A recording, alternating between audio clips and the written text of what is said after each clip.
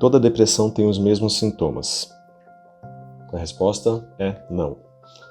Uma vez que as pessoas são muito diferentes entre si, cada pessoa com suas vivências, com suas histórias, com a sua forma de estar no mundo, o adoecimento, o desconforto psíquico também vai ser diferente entre cada uma das pessoas.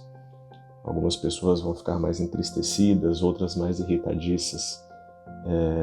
Algumas pessoas vão ficar mais reclusas, outras vão perder o sono. Isso vai variar muito.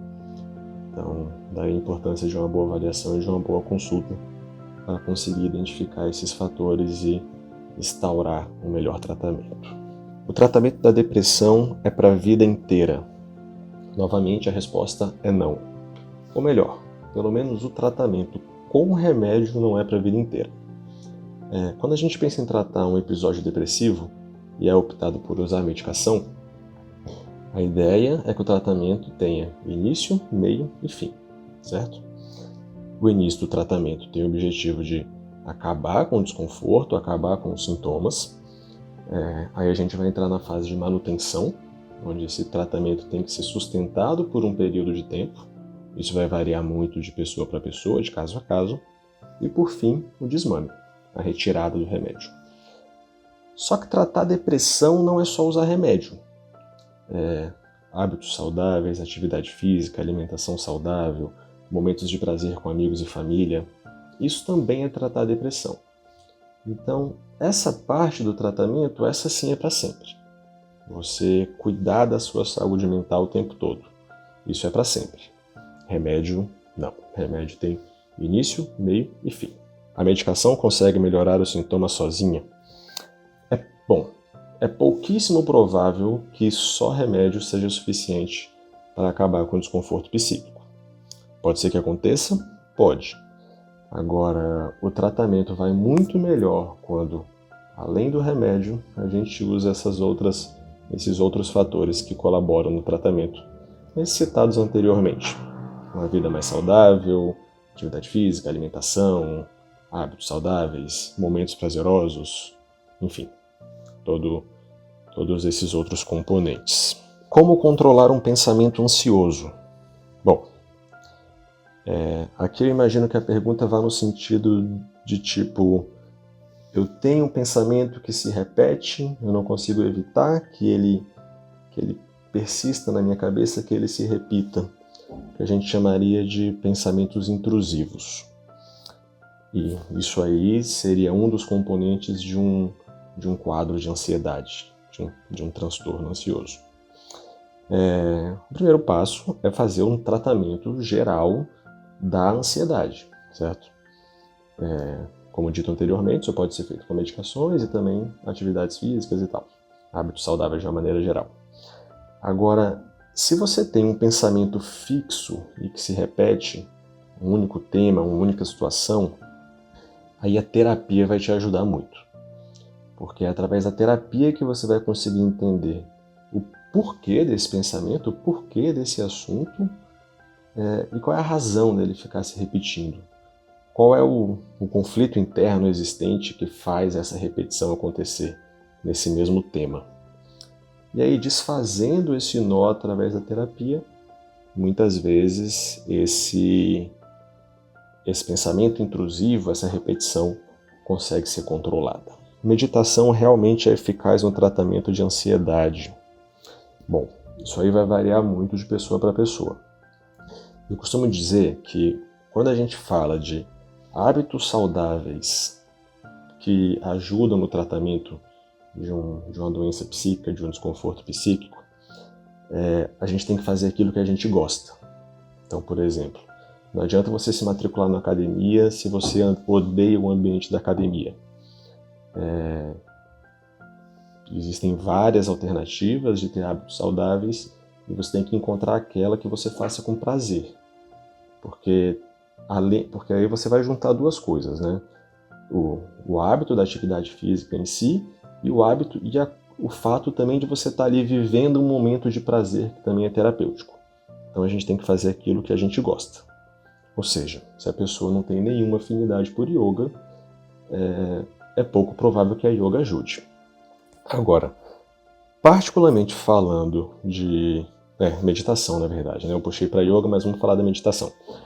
Particularmente falando da meditação e ansiedade, ela é bem interessante porque a prática meditativa, ela ensina a pessoa a viver o momento presente, a se desconectar daquilo que está acontecendo ao redor, se desligar e conseguir fazer uma coisa de cada vez, com calma e tranquilidade. Isso ajuda muita gente. Pensando no tratamento de ansiedade, isso é bem interessante, porque muitas vezes a ansiedade se trata em eu estou muito preocupado com aquilo que está por vir ou eu estou remoendo o tempo todo aquilo que aconteceu no passado. Se você consegue quebrar isso e através da prática da yoga vir com essa ideia de viver o momento presente, se desligar e tal, muito da ansiedade consegue ser amenizada assim. Então é um ótimo adjuvante para o tratamento. Nos ajuda muito, sim. De novo, para quem gosta, né? Como posso saber se estou entrando em um quadro depressivo? Bom, eu acho que a principal resposta para essa pergunta é fazer um comparativo de como é que... Primeiro que se você está se fazendo essa pergunta, eu acho que alguma coisa não está indo muito bem, né? Então uma boa forma é fazer um comparativo. Como é que eu me sinto hoje? Como é que está minha vida hoje? Meus interesses, minhas práticas diárias, meu desempenho no trabalho, minha relação com os outros, com amigos e com família, como que ela está hoje e como é que ela estava no passado. Se houver uma quebra muito grande, uma diferença muito grande, é um indicativo, sim. E como eu falei lá atrás também em relação a tratamento, você não precisa esperar estar nitidamente deprimido para começar a se cuidar. E se cuidar não é só tomar remédio. Se cuidar é cuidar da mente, fazer um processo, uma profilaxia, né? Da mesma maneira que, por exemplo, a gente controla o peso, faz atividade física e cuida do colesterol para que lá na frente não tenhamos problemas cardíacos, dá para fazer o mesmo com a saúde mental. Uma rotina saudável, hábitos saudáveis conseguem também evitar um quadro depressivo.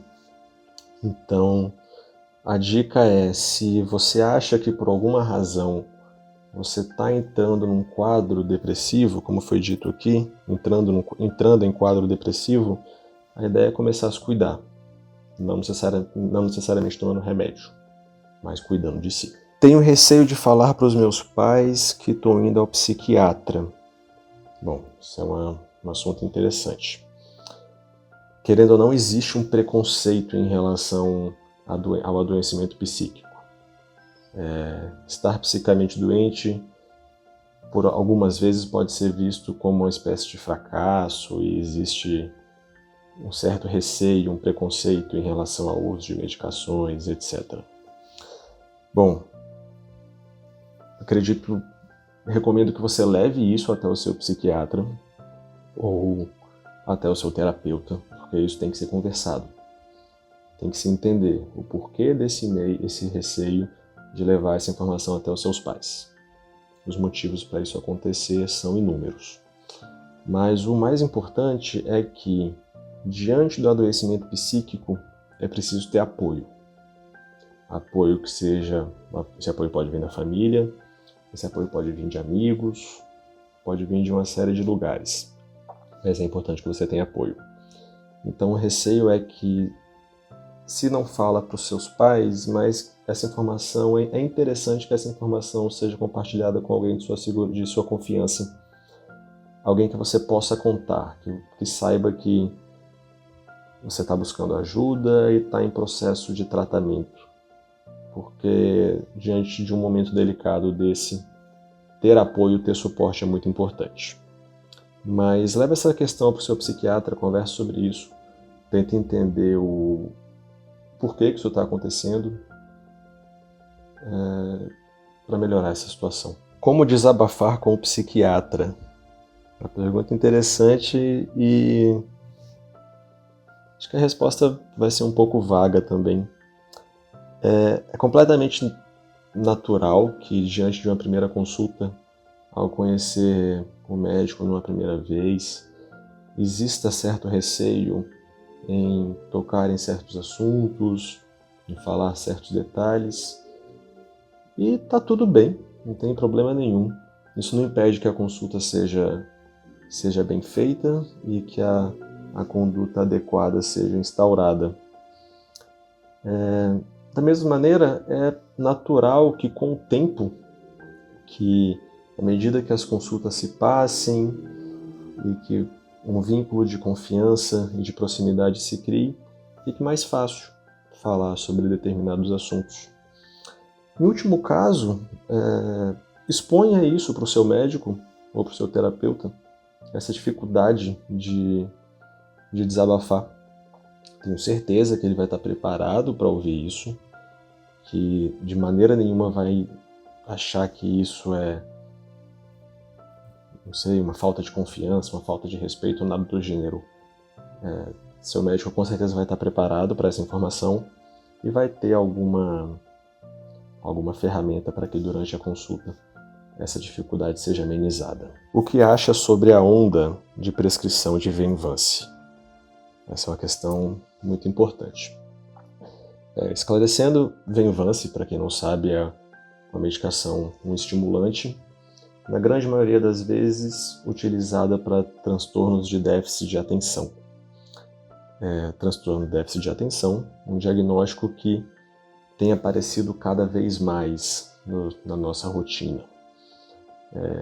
E de qualquer maneira, a queixa dos pacientes de que a atenção deles não é mais a mesma, de que o desempenho deles não é mais o mesmo, isso também está muito comum. Venvanse, medicação muito boa e que, quando bem indicada, ajuda muito os pacientes em diferentes sentidos, mas, novamente, quando ela é bem indicada. Diante de uma queixa de dificuldade de atenção, dificuldade de foco, é preciso que seja realizada uma consulta bem completa para se entender o porquê essa dificuldade está existindo. Não adianta só eu pensar, meu paciente está com dificuldade de atenção, então eu vou dar uma medicação para ele que vai resolver esse problema de imediato. Não é bem assim. É preciso ir na causa e entender de onde vem essa dificuldade de atenção. Será que são os hábitos da pessoa, como, por exemplo, uma pessoa hiperestimulada, com muito tempo de tela, passando muito tempo em redes sociais, consumindo conteúdos sempre muito acelerados, e isso faz com que a mente da pessoa esteja sempre acelerada e não consiga prestar atenção em uma coisa por vez? Será que é um quadro de ansiedade, em que a pessoa está sempre pensando nos problemas futuros ou nos problemas passados, e com isso não consegue focar no que está acontecendo agora? Será que é um quadro depressivo, onde a pessoa está tão sem energia, tão desenergizada, entristecida, que ela já não consegue fazer as mesmas coisas de antes? Será, por exemplo, que é um quadro de burnout, onde a estafa é tamanha, a sobrecarga é tamanha, que o foco antigamente já não existia? Bom, para essas questões que eu descrevi, o Venvanse vai ser uma ideia muito ruim, porque pode até ser que ali no começo, nas primeiras semanas, por ser uma medicação estimulante, a pessoa sinta uma melhora no desempenho, mas logo esse benefício vai deixar de existir, e aí outros problemas podem surgir. Agora, se durante a anamnese bem feita, uma consulta bem feita, for detectado que não se trata dessas outras situações, mas se trata de fato de um distúrbio de atenção, um distúrbio bioquímico que leva a pessoa a não conseguir atenção, não conseguir sustentar a atenção, aí sim, aí nesses casos o Venvanse vai ser muito bem indicado e pode ser de grande ajuda. Beleza? Bom, espero que tenham gostado. Novamente, obrigado a todo mundo que participou. E qualquer dúvida, qualquer necessidade, eu fico à disposição no privado. Tá bom? Tchau, tchau e boa noite.